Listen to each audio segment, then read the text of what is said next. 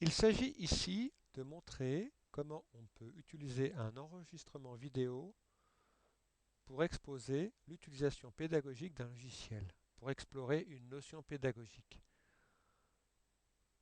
À titre d'exemple, on a pris ici le domaine de la géométrie, plus particulièrement les propriétés du parallélogramme, de ses diagonales, selon différentes configurations. Le type de logiciel que l'on peut utiliser pour cela est un logiciel de géométrie interactive, ici qui s'appelle Docteur Géo, qui permet de construire des figures et qui peuvent être déformées à loisir pour explorer les propriétés. Donc là, on va construire ce parallélogramme à partir de deux droites sécantes et ensuite à partir de deux droites parallèles.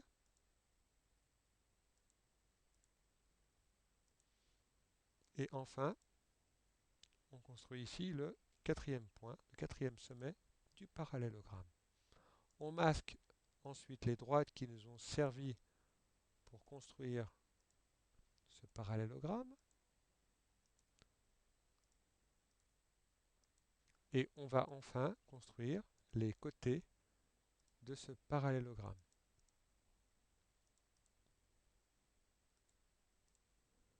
Et les diagonales de celui-ci.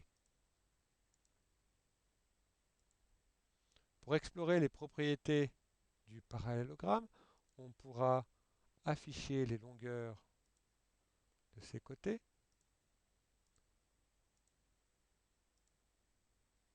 On les rangera ensuite comme ceci.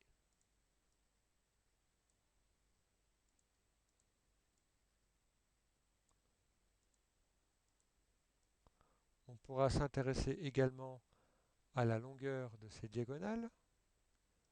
Donc on calcule les longueurs de celles-ci, qu'on pourra ranger ici. On pourra même les renommer.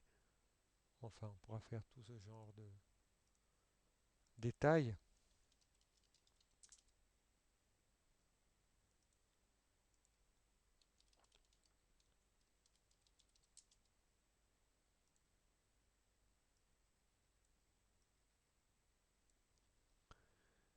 Et explorer ce qui se passe selon les différentes configurations. Constater que lorsque nous avons un rectangle, ces diagonales semblent être de même longueur. On pourra renforcer ceci avec la grille aimantée qui nous permet d'avoir les sommets sur la grille. Et effectivement constater que lorsque nous avons un rectangle, les diagonales sont de même longueur. On pourra s'intéresser aux angles, à l'angle formé par deux diagonales, numérique, angle,